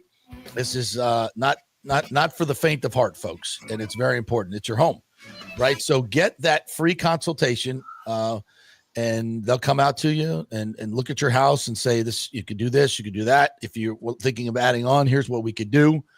Probably a lot of stuff you've never even thought of. So that's what they're really, really good at. And it's free. Jason will come out there, look at your place and give you some ideas, and you'll be on the preferred client list. And that's what's important. So when something happens, you won't have to scramble to find a contractor, to know who it is, get to know them beforehand. Doesn't cost anything. Just give them a call. And it's right there, OnSiteConstructionFL.com. Go to the website. You can email them, set something up if you're not one of those people that likes to call, and say, hey, could you come out to the house, maybe take a look and see what you think and give us some ideas. He say, sure. Say, you're one of JP's listeners? Absolutely. Move you right to the top of the list. And then your contractor. So it's a good thing to do. So take an afternoon in this hot summer and send him a note and have him come on over. OnSiteConstructionFL.com. A hell of a nice guy, too. We'll talk hockey with you. Sure. Cool stuff. So speaking of hockey, I was just perusing the internet during the break. As you often do. And I came across this one of the greatest pictures of all time. You've seen this, haven't you? Hang on, I can't tell what it is. Oh yeah, yep. It's one of the greatest signs of all time. Forgive me for those of you listening on the podcast. It's the one, who is it? Tyler. I forget who the Tyler was for the Bruins, and he skates by, and this sign says Tyler, number 19. We S your D in high school. And it's like 3 girls just going, hi. It's like, yeah. Funny. Anyway. All right. Let's get. Let me put it on the screen. What's that? No, I'm not going to put that on the screen. It's a classic. It's a classic. And the funny part is, as he's skating past them, he's grinning ear to ear, like he remembers it. Oh God, yes. Like, oh yes. Look at that. Look at those chicks. I bet he does. They just think about it. They say, you know what we should do? We should get tickets on the glass to tonight's game and make a sign. Remember? It's like, and then he scores and he puts it up there. So and it's great. So perfectly framed up with him looking at the sign and grinning. It's absolutely perfect. Anyway, speaking of hockey, so Mikhail Sergachev went on a podcast, our former Lightning defenseman. Yep. And he had a little something to say about former Lightning assistant coach Jeff Blashill, who is now the head coach at Chicago, correct? Chicago. So let's put it up on the screen here, partner. He said, and then we changed our system, our defensive system. The coach from Detroit came in, Blashill, and I mean, we had gone to 3 straight finals, and this guy comes in and says, we're not playing like that anymore. We're playing like effing Vegas. And we're all like, why? And he goes, they have a better system. It'll work for us. Well, it didn't work for me. It didn't work for anyone. Everyone ended up with a negative plus minus. And that's Mikhail Sergachev, who now is obviously in Utah and was traded. Listen, this is no secret to Lightning fans. Blashill has long been the ire of a lot of fans. And the fact, and what Sergachev said right there sums it all up. I don't need to add a whole lot, to be quite honest. And there have been, and he ain't the Lone Ranger here. The players have talked about it off the record. It's obvious. And even last year, there was a dramatic change, and obviously he's gone now, so there'll be even more change. And I talked about this. Bobby the Chief Taylor talked about this. Brian Engblom talked about this. The passivity, if I could say that word, of the Lightning defense, and they're constantly backing up and allowing the blue line to be gained without much challenge. Playing positional hockey. And I say this all the time, guys. I didn't grow up playing the sport. I grew up playing every other sport, so I feel, much more comfortable talking about the tactics. So when I'm talking about hockey, I'm regurgitating the things that Brian Engblom has told me and other and Bobby the Chief Taylor and stuff that they've said publicly on air too. This is not any behind the scenes stuff. It just is what it is. And, I think there's a new, I don't know if they're going to say with the same system. I would doubt it, and maybe go back to more of a kind of a man-to-man than in this. It was explained to me that this is more of a zone Blashill played, and than a man-to-man, so to speak. So, and to me, too many times guys are left wide open in front of the net, just wide open. And usually that comes from, I thought that was your guy. You're reading defenses. It's very analogous to what goes on with the Buccaneers secondary. It's a very complicated, more reading system, and everybody's got to be on the same page. And when they're not, people are left wide open, and that's not good in either sport. And so I think, hopefully this will make the Lightning better. And I think, is it all Blashill's fault over the last 3 years that we've been ousted in the first round? Of course not. But I think it was very eye-opening. Very eye-opening. So I don't know what it is about Jeff Blashill that attracts anyone for him coming to work for you. Look, Very handsome man. I disagree. He had great success in the AHL, right? He took the Grand Rapids Griffins to the Calder Cup. He holds all kind of records in the AHL with the Griffins, including 40 win seasons, 90 points, all this stuff, right? As part of the Red Wings organization. When Babcock left to go to Toronto, he became the head coach with the Red Wings. He had slight success with the Red Wings. Back in 2022, Yzerman said, "You're out," right? He goes to Tampa and destroys that.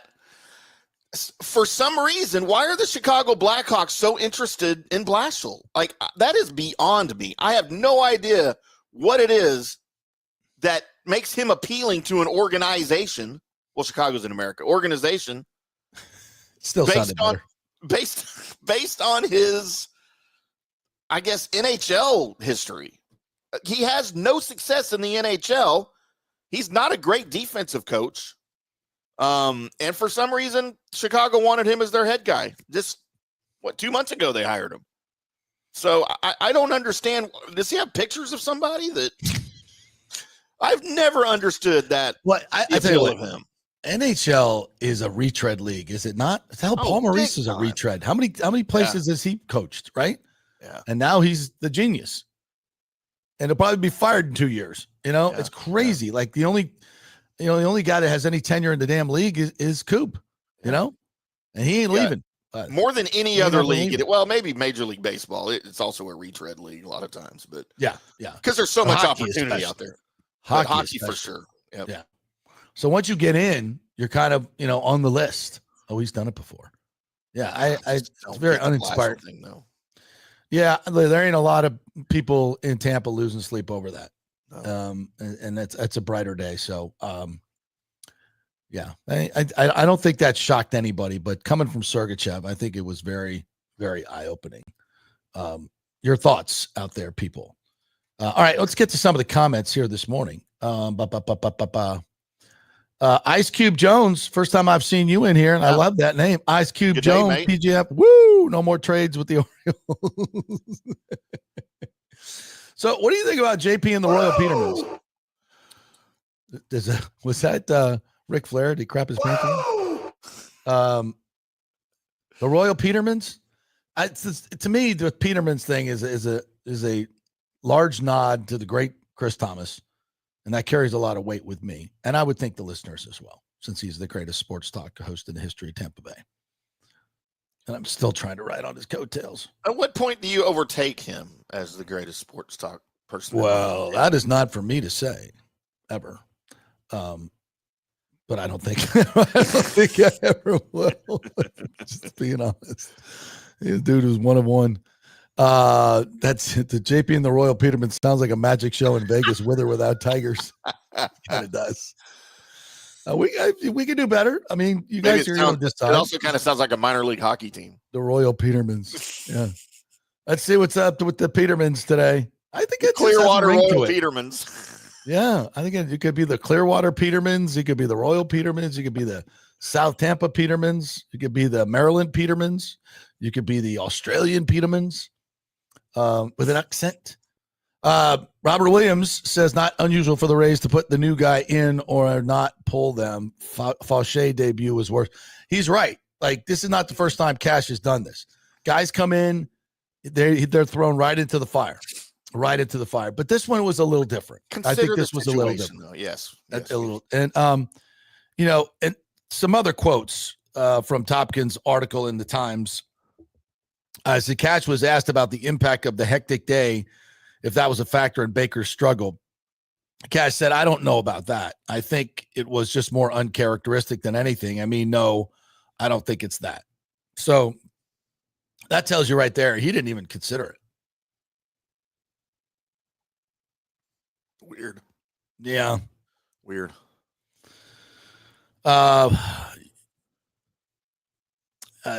This is from Baker. Said, probably a lot of things going through my mind, just trying to focus on the moment. Without your best stuff, it's a difficult game to play. So just got to be better next time out and pound the zone, and hopefully things go my way. I always want to pound the zone. He said, sounded like, this is Baker when he was first asked about, his hectic day. He said, I'm not going to make any excuses. So as soon as somebody says that, here comes an excuse. But yeah, it doesn't take a whole lot for us large guys to kind of get out of sync and kind of start spraying the ball a little bit, he said. Yeah. So yeah, it's something I've got to work on, being ready from pitch one and getting right after guys and being in the zone and making quality pitches. So no excuses, just got to be better. Baker said he knew he might be called upon and was ready to pitch. Quote, we've gone through much worse in the minor leagues, having to travel all over the place and be ready to throw at any time. So it's nothing crazy at all. I should be able to go out there and throw better than I did. Catcher Matt Theis said it wasn't concerned about Baker's rough debut. I'm sure it's a long day. Theis said it just kind of fell behind Story, walked him, and it kind of spiraled from there. It's one outing. We just saw him a week or so ago in Baltimore. He's got great stuff. It's electric. We know next time out, he'll be great. Starter Tosh Bradley, who saw his strong 6-inning start get wasted, said he too felt bad for Baker. Quote, you're coming into a new team. You want to make a statement. You want to let them know that you came here to win and stuff like that. We still believe in him. The team believes in him. We got him for a reason. I think the next game he's going to come out and do better. And of course he will. As people hit me up on Twitter because I would, put something on Twitter yesterday about what a great trade it was. And they're like, oh, this didn't age well. This is one freaking game, douche. Come on. So I'm like, oh, we're going to grade the trade on one game. The dude just got off the plane, and he goes out the bright lights of Fenway, wants to impress, and lets it get away from him a little bit. So now we should just DFA him, right? Jesus Christ. John Hill, good morning to you, said on ESPN, Junior said he plans to put on a show for the home run derby. I'm still worried about this. I don't like that at all. I did a hit for Fox 35 in Orlando this morning, and we were talking about this and Junior being in the home run derby. And I'm like, well, it didn't go well for Randy Arozarena. His second half sucked after that home run derby thing. And he's not the first guy or the last guy to have that happen to. So I understand it. I'm glad he's going. It's good for his career. Hell, he might even win it. He's got a great chance to win it. And balls are going to be flying out of Atlanta. But do you want him to? If it were up to me, no, I don't want him to. Because I think he's on the precipice of having a historic season. He might be able to catch Pena's 46, set the franchise record for home runs in a season. I think that's very likely. I shouldn't say very likely. I think it's possible. Possible. But the way this kid's hitting, nothing is beyond him. He's got the second fastest bat in the league. His plate discipline has gotten so much better in the past couple months. He's got more hitters around him, so you can't pitch around him. And if they, acquire another hitter in the lineup and get rid of Morel, for God's sakes, somebody put in here about the charity starts for Morel. I'm just over. And so am I. It's like, what are we doing? Like, enough is enough. He's not the reason we're losing, but like he's taking up a roster spot that could be somebody really, really productive. And that's another thing in Topkins' story.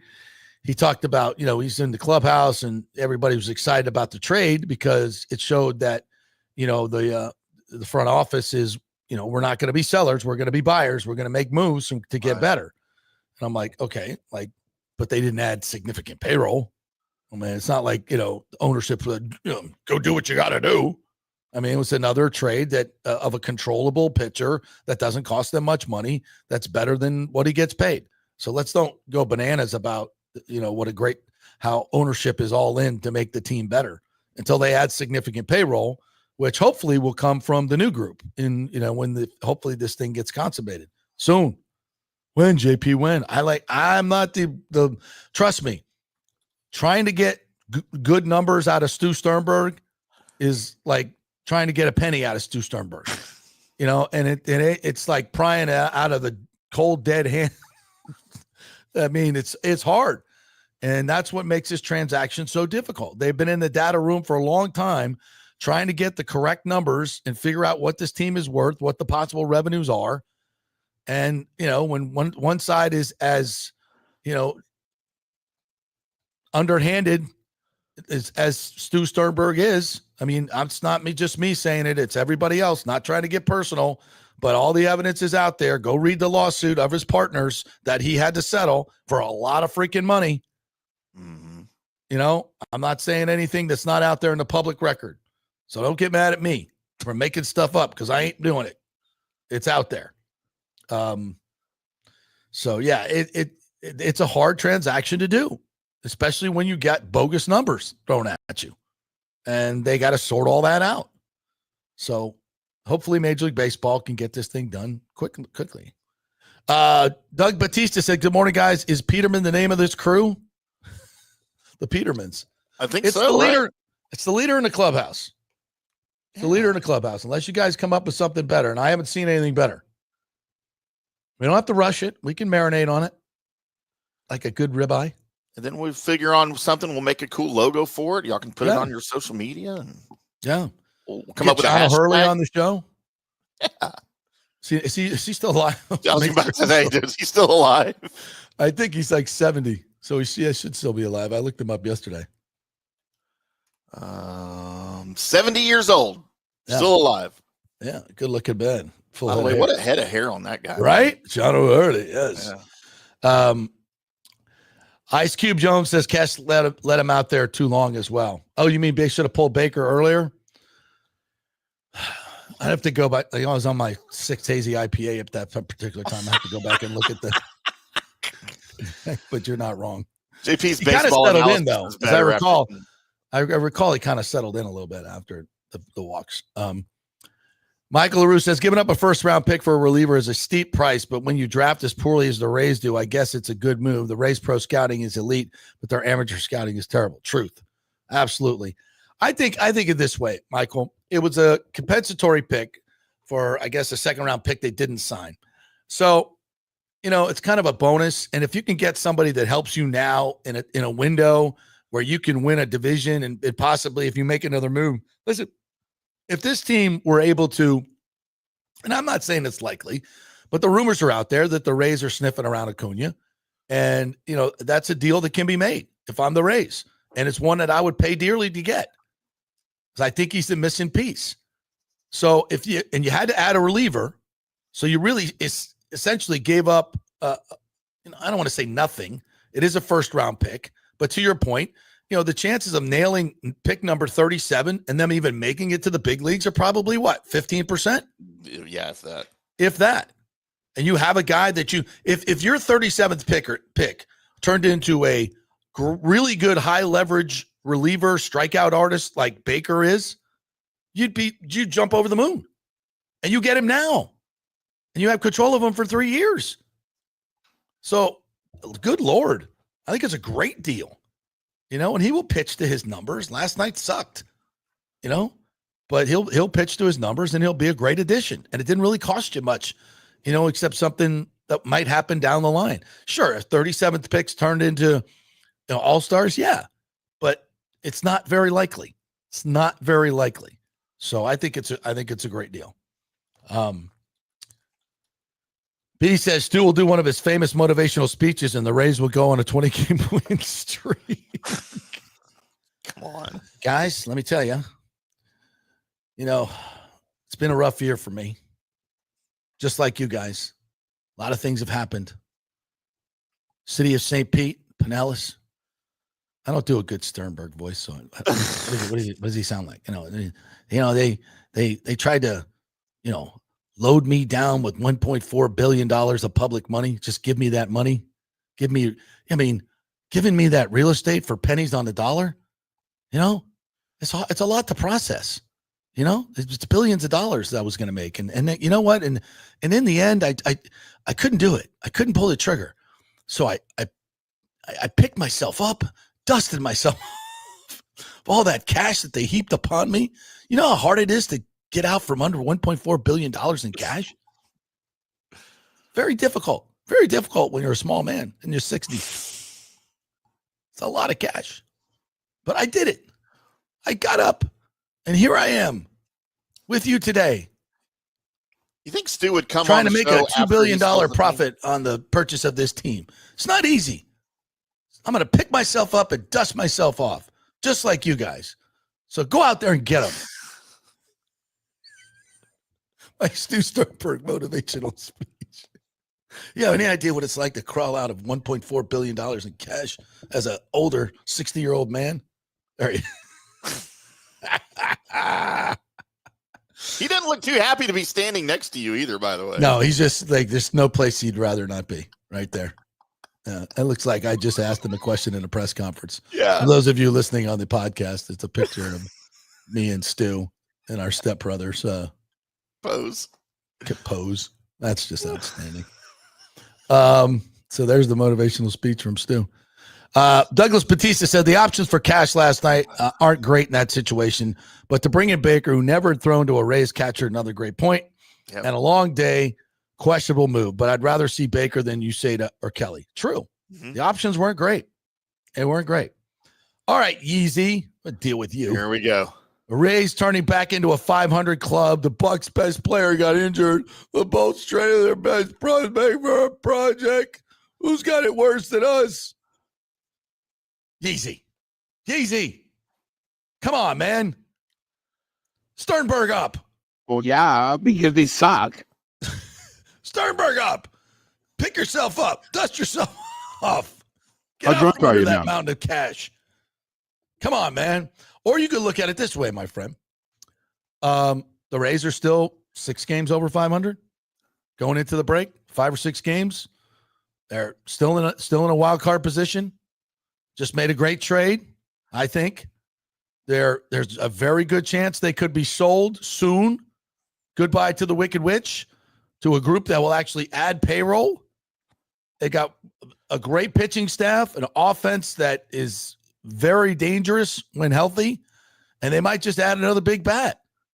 So your Rays take is a little short-sighted, my friend, Monfrere. Bucs' best player got injured. He's out for 2 games. Maybe 4. We don't even know. We don't even know. He might be there week 1. We don't know. Stop it. You still got a great football team, one of the best rosters in football. Even Adam Schefter, sources have told him, the Buccaneers are a team that not enough people are talking about. They may be really, really good, or they may not. Shefty. Yeah. So, come on, man. You are glass half empty dude today. It's not like you, Yeezy. Come on. I think I've solved Yeezy's problem. What? I think I know what the situation is with Yeezy. We're all drunk. No, he's coming at me like that. he's coming at me like Richard Nixon. That's what he's doing. Yeah. Is that what the problem is? Yeah. This is Yeezy. Gentlemen, we got a big fucking problem. No, we don't. There's no problem. No, we don't. Nothing to see here. Keep moving. And I was perusing some hockey literature yesterday, I came across a very learned analyst who said Isaac Howard is going to be another Jonathan Drouin. He's a puff his chest out type of me guy that's not going to fit into the hockey culture in Edmonton. And if I'm, Connor McDavid or Leon Draisaitl and, that kid walks through the door, he's going to get an earful. Like that bull crap you pulled at the draft and all this other stuff. You're not doing that shit here. No, sir. And we'll see how he reacts. Maybe he won't like it there either and want to go someplace else. And he also said that our boy Peanut O'Reilly is a dog. He's got some edge to him. He plays hard. 6'1", 190 right now at 19 years old. Yeah, he's getting bigger too. So he might play at a good 215, 220 and be a dog with some offensive skill. Listen, I know he might be a couple years away, but let's not cash in the chips that we traded the best prospect for a project. You might be right. But it hadn't happened yet. So I would say let's pick ourselves up and dust ourselves off this morning easy and get back in the happy club. Okay? We good? By the way, the Oilers have come out and said there's a greater than zero opportunity that Howard immediately joins the line with McDavid and Draisaitl in Edmonton. I don't understand that phrasing. I don't either. Better than zero. Anything. Better than zero opportunity. You're not committing to anything. It's a possibility. Right. Of course it is. Well, yeah. He's got skates. He's on the team.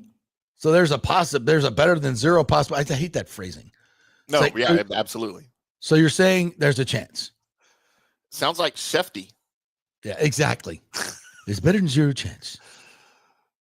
Shefty. Yeah. Nathan Elliott says, can anyone see my comments? I've been saying that the Paul Stewart is the Buccaneers history man. Yes, we see you. We see you, Nathan. Sorry, we did not acknowledge you earlier. Michael LaRue says Sergachev isn't wrong. I know a lot of Lightning fans didn't like Blashill. Maybe the defense is why. Vegas is good at clogging up the middle because they have a big and physical team. Yeah, 100% right, Michael. Yep. I agree with this. System Not every better. system fits on every team. Yeah, he did say this. The system looked better after they got rid of Sergachev and Stamkos, who are terrible defenders. Yeah, Sergey, if we're being honest here. But, yeah, I mean, I think there's a little bit of truth in both of those things, John Hill says MLB to use automated ball strike challenge system during the All-Star game with AI robot. So yeah, we talked about this yesterday, man. I can't wait. Part of me can't wait. That is the only reason I'm watching the All-Star game this year. Just to see that. I don't give a crap about this. Now, will they still have umpire? They're still going to have a home plate umpire. Yeah, right? It's going to be just like it was in spring training. All right. So the umpire will still make the calls, but you can challenge, the old head tap that the umpires hate. Taylor Walls got thrown out for. Yeah, that Taylor Walls got thrown out for. Rightfully so, by the way.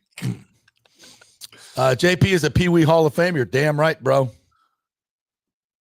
He was. I'm going to brag a little. I was an all-pro at every sport in elementary school. So good at tetherball. Four square. Ring around the rosy. That was a good one. I don't know if that was the situation, Sports Gimp, Pat. Their defense wasn't aggressive enough. I don't think it's been aggressive enough over the last few years. But I don't think that's why it didn't work. That system didn't work. I just don't think they had the players for it.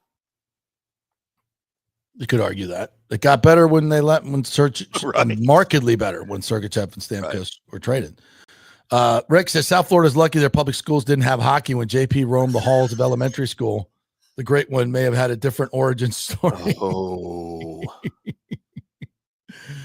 Hollywood Hills Elementary was my first franchise I played for. Again, Olson Middle School under the great Harry Hamilton. Harry, you can look this up. Harry Hamilton, I believe 1939, late 30s, second leading scorer basketball SEC. Harry Hamilton, my middle school coach. This guy, I mean, you want to talk about a prototypical dude?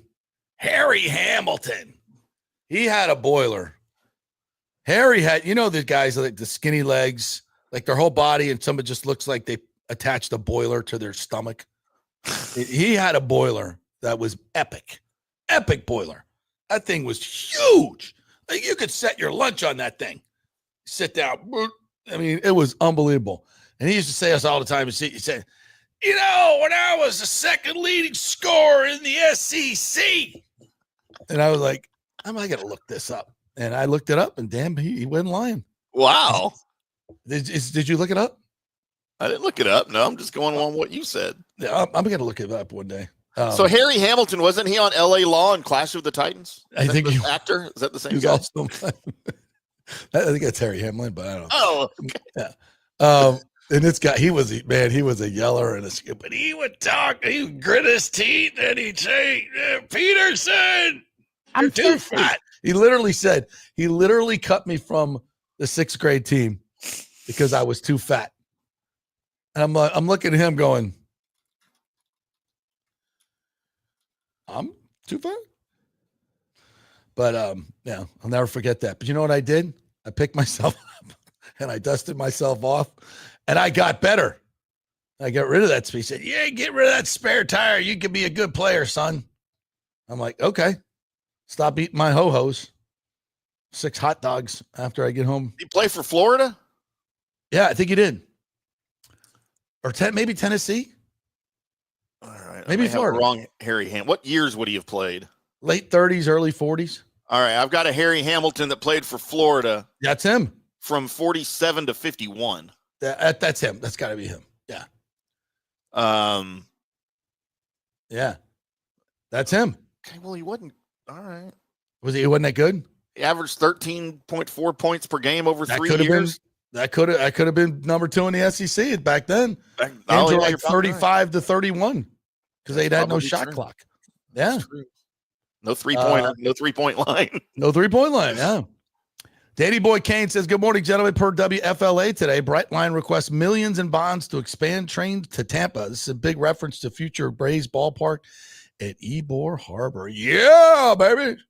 Well, to be fair, Brightline, this has always been in the works to get that Brightline extended to Tampa.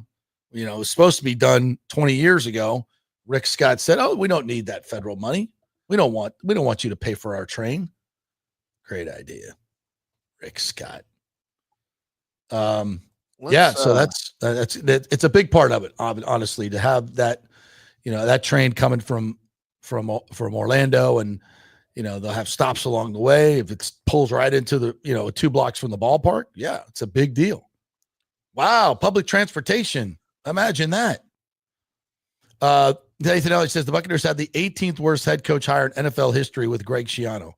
Article cites a player stating that being on a team with him as the head coach is like being in Cuba. But he was so successful in college at Rutgers, JP. What happened? The deal there. I think Belichick recommended him very highly to the Blazers. Very highly. Said, this is your guy. He loved him some Schiano. So that may have been, yeah. It's funny he was never on his staff. Yeah. Interesting. Yeah. That's like the old Chuck Lamar, the first GM of the Rays. Yes, sir. Yeah. No, sir. Yes, sir. He was terrible. And the word is that Sherholt, he was like, Lamar was appointed by some owner's friend or something. He was kind of a nepotism hire. And he was under John Sherholtz, who was like the assistant GM, and Sherholtz hated him. It's like you want to get rid of him. So when Nomoli came sniffing about, at that time, the Braves were like one of the best organizations under John Sherholtz as the GM. And he's like, you got to hire this Chuck Lamar guy. You got to hire him. He's your guy, because he wanted him out of his staff. So we hired him, and it was a disaster. JP, you want to take a look at your coach's stats here real quick? In 3 years at Florida, there you go. That's my man. Oh, he definitely 72 field goal percentage isn't great. No, back in the day, wasn't even bad then though. Yeah. And he shot, wait a minute, he shot 56% from the line? Get out of here. You used to rip me from making 7 out of 10. Look in the first year, 44%. Get out of here, Harry. It was underhanded back then, JP. I could do underhand for 44%. That guy lied to me. I'm a little realizing this now. God damn it. Why didn't you look it up on the internet back then? I should have looked it up in the almanac during our gifted hours that we get to go to the library and F off. Pull out the sports almanac. Yeah, we did. That's what we did most of the time. We were like pulled out the sports almanac and just sit there and learn all the numbers from baseball. That's how I become such a savant at all these numbers. No, I did the same thing in elementary school. I'd go get all the history books and the sports almanacs and read numbers and stats and see who batted what. And yeah, absolutely. But I never looked up Harry's stats. What that would have been great. JP, I would have loved to come back at him when he's bitching at me. You know what? The second leading scorer. Bull crap. I looked it up. You weren't. You shot 44% for the line. You sucked. That would have been great. No, it wouldn't have been doing much for my playing time though. Brandon Wheat says, "Let's get rid of Morel and go get DJ. Stankies are going to owe all his contract anyway." DJ LeMahieu was let go, right? Yeah, he was. Yeah. B says the supposed data room is a 2-day endeavor at most. Yes, you are correct. In most transactions, it is. You go in and you get it and you get out. But if you got to keep going back to get the real numbers, it's not the 2-day endeavor that you think it is, B. Yeah. That's the point. Robert Williams says, I watched some baseball data dudes analysis. 46% of number one picks will play more than 100 innings of major league ball. 46% of number one picks. And that 37 is not even really considered a number one pick. It's a compensatory bonus pick. So I don't even, it's 37. I wonder what the number is on 30. And that's just, only 46 will play more than 100 innings. It's just it's a crapshoot. It really, really is. Rick says, hashtag Sternberg strong. I can bench press 1.1 billion.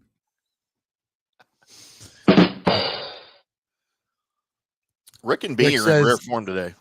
Now we know why JP has this show, is reminiscing about the good old days is very therapeutic. Uncle Rico syndrome. Bet you I can throw this football over that mountain. Here we go. Douglas Batista, who, by the way, would know about this stuff. He is a very accomplished financier.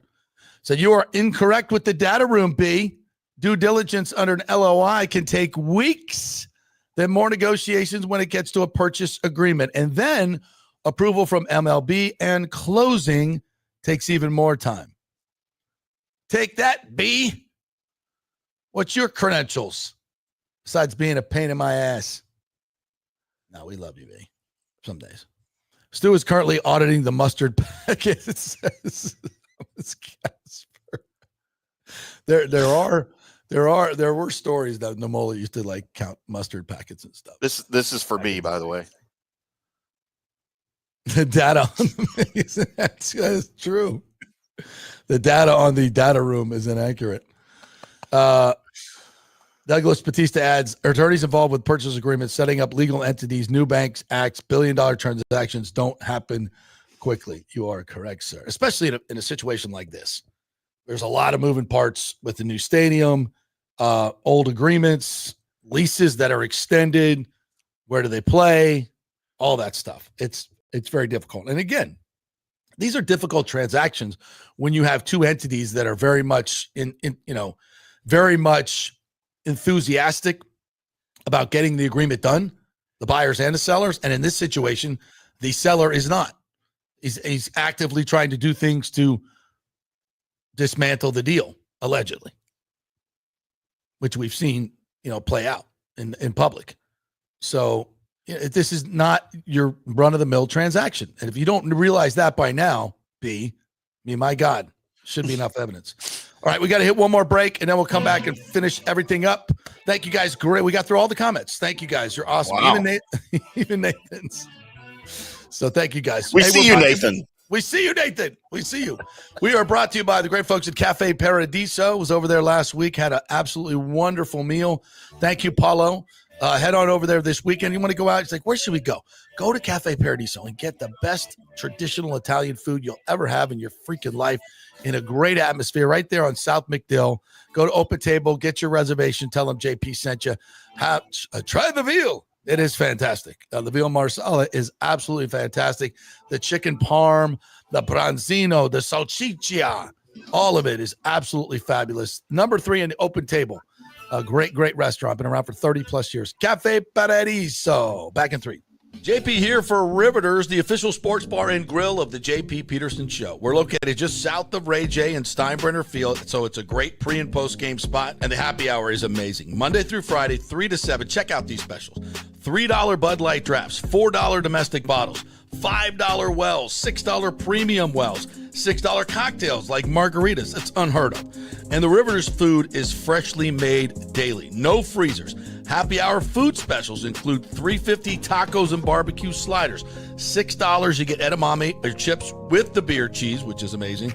$8 buffalo chicken dip, my favorite. The truffle fries, chili cheese fries, also $8 at happy hour. As well as other specials throughout the week, including Taco Tuesdays, you get $3 tacos, and Wing Wednesdays, 7 o'clock to 1 a.m. in the morning, you get our amazing wings, 5 for $5 and $5 wells and wines. That's a good Wednesday night. So if you're tired of the preppy, overpriced, generic sports bars, come see the amazing, friendly bartenders and staff at Riveters, where customer service really matters. Riveters, just south of where the Rays and Bucs play. We'll see you there. Going through a medical emergency without health care insurance can cause you to go into crippling debt. In most scenarios, people are forced to either break into their retirement funds or worse, they're forced to file for bankruptcy. The sad truth is that health care insurance is crucial in today's day and age. Look, I get it. Many of you think you're never going to get sick and health insurance is really expensive. Well, we can help you out with that. Depending on your income, we can find great plans and huge discounts. God forbid you get cancer, a car accident. It could literally ruin you financially for life. So make the call and find out. Even though the open enrollment period is over, you may have some qualifying life events that can help you get covered right away. It can be very complicated, a very intimidating process, but we can help. Go to our website and check out all the 5-star reviews about our helpful agents. Go to don'tgouncovered.com or call 800-669-1505. That's 800-669-1505. Spring means a time of renewal and Rays baseball, and the folks at Italiano Insurance want to welcome the Rays to Tampa and remind you it's time to renew those insurance policies with the now famous Italiano Insurance Checkup. Let the experienced and friendly agents shop your policy for the best price and coverage. Famous for saving me over $1,000 on our auto insurance last year and over $500 on our homeowners. Now that's a grand slam. Might as well get a double play by adding flood insurance and business insurance to your portfolio. Costs less than you think, and trust me, you do not want to risk your home or personal wealth. That's a big whiff. So step up to the plate and call 813-877-7799 and chat with the all-star agents at Italiano Insurance. 813-877-7799 or go to ItalianoInsurance.com. Go Rays! JP here for my friend Jason Fawcett, owner of On-Site Construction. They do residential and commercial renovations and new construction. As a leading home builder and general contractor, On-Site Construction prides itself on transforming homes through superior craftsmanship, dedication to client vision, and an unmatched commitment to quality and service. It's about building relationships. We take the time to understand our clients' needs, preferences, and budgets so that we can deliver a personalized experience tailored to their unique vision. From the initial designs to the final touches, we're there every step of the way, ensuring that the end result mirrors your vision. Here are some testimonials from happy customers. G. Gibson says, no hidden costs, very honest, reliable, creative, and communicates well.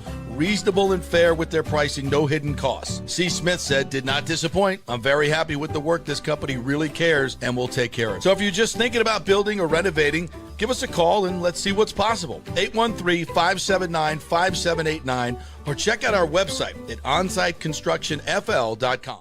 Are you having legal issues with a business partner or other legal business issues? The attorneys at Walters, Levine, and DeGrave can help. Call 800-616-0384 for a free consultation. At Walters, Levine, and DeGrave, we've redefined what a law firm can be with top-tier attorneys, personal service, and 26 years of success. From business law to civil litigation, we deliver smart, client-focused solutions. Walters, Levine, and DeGrave recently won a $6.4 million jury verdict from a large real estate developer, and they can win for you too. Walters, Levine, and DeGrave. Let's solve it together. Not attorney spokesman. For a free consultation, call 800-616-0384 or go to walterslevine.com. Offices Tampa, Sarasota. Let's go. Right now. Back to the show on FanStream Sports. All right, welcome back to the JP Peterson Show. We appreciate all you guys jumping in, and we are brought to you by Don'tGoUncovered.com. Love those folks. If you don't have health insurance, you need to get it. And I know it's really, really expensive, and you're probably like, I don't know if I can afford it. There's a lot of different ways to do it. There's subsidies available for you depending on your income. So call those folks at Don'tGoUncovered.com. They know all the different ways to get health insurance, different plans. And there's so many between the subsidies and what's available at different levels. You could just get insurance that's going to, catastrophic insurance. It's much cheaper. And that something really bad happens, you'll be covered. Maybe you're healthy and you don't need day-to-day stuff. You can pay out of pocket for that. That they'll find something for you. Tell them what you need, what your situation is, and let them do all the work. Don'tGoUncovered.com. I have used them, and they have done great work for me. And I tell you, it's a headache doing that stuff and trying to figure it out. And it's let them do it. Just let them do it. And it's worked out really, really well for me. So GoUncovered.com. That's the website. And even if you have current health insurance, call them, tell them what you got, and maybe they can find you something cheaper. So it's one of those things, just like Italiano. Let them do the work. They'll find something for you. All right. What else did we miss? Anything here that we are going to talk about today? I don't know. Someday we'll get to the Kirk Cousins thing. Yeah, it's kind of late. We've teased it. Yeah, we've teased it for 3 days, but everybody knows by now. It is, but it is. And the fact of the matter is, this opening game against Atlanta, I doubt he's even going to be there. I think if some quarterback gets injured, they're gonna trade him. They're gonna eat what I think it's $13 million now that we passed June 1st. I think it's that's left that they have to eat. They'll trade him, and he'll go play somewhere else, and he's not going to be a factor. And this is Michael Penix's team, and I'm interested to see what Penix can do. Really am. A lot of people in this league think the Falcons, just like last year, the Falcons are the team to beat in the NFC South. Michael Penix. I'm like, please. It might turn out that way, but I don't see it. And I think Penix might be good, but they got a new defensive coordinator. They've got some new faces on defense. They trade away a first-round pick to get James Pierce. This is about Michael Penix. And it's also about the fact that, there's turmoil in that team. And the longer Kirk Cousins stays around, and he's on quarterback this year, he's not even a starter. And so he's going to have these cameras following him around. Mm-hmm. Atlanta, it's a weird deal. Would you want that all that shenanigans going on in our locker room? No, that's their problem. And they've got problems. Trust me. When stuff like that's going on internally, and everybody's, you'll have a Kirk Cousins faction, you'll have a Penix faction, you have factions. That's what happens. And, and I don't think the fan base really believes in kind of the upper management, because they screwed this whole thing up. I don't care what you say. So yeah, it's not a good situation. We don't have that here. We're dealing with a minor injury to our best player that will heal, and he'll go on. Life is not over. And as I said earlier this week, Justin Schooley, no, he got away for $2 million. What are we doing?